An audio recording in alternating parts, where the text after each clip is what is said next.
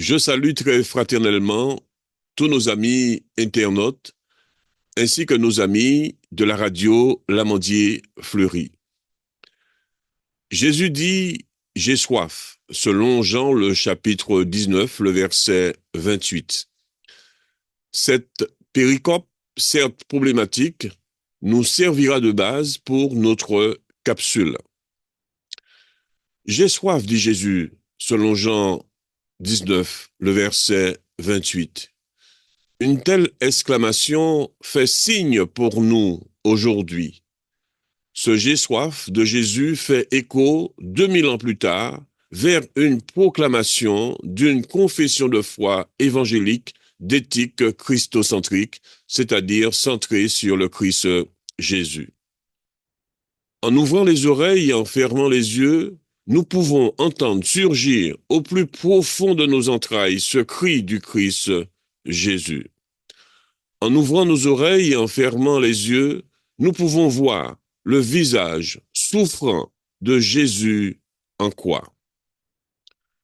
Un visage à la manière lévinassienne, je cite Lévinas, « Le visage de mon prochain est une altérité qui ouvre l'au-delà. » Un tel cri, un tel visage du Jésus en croix nous renvoie indubitablement au visage de ceux et de celles qui se trouvent à la croisée des chemins de l'existence.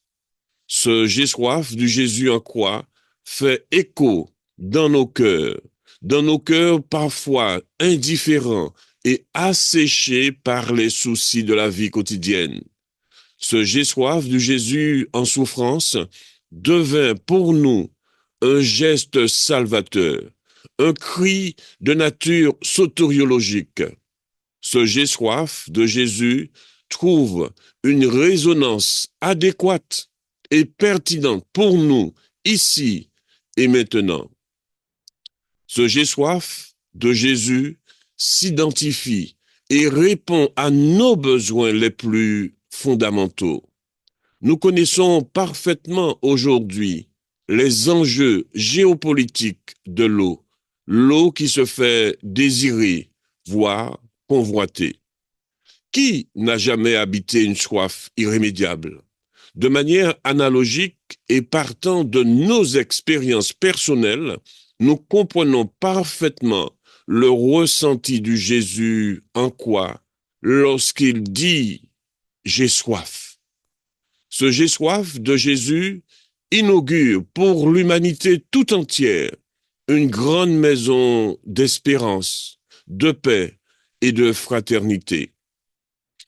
En guise de conclusion, je citerai simplement cette parole scripturaire qui se trouve bien sûr dans le livre de Jean au chapitre 4 au verset 14 qui fait sens pour nous aujourd'hui.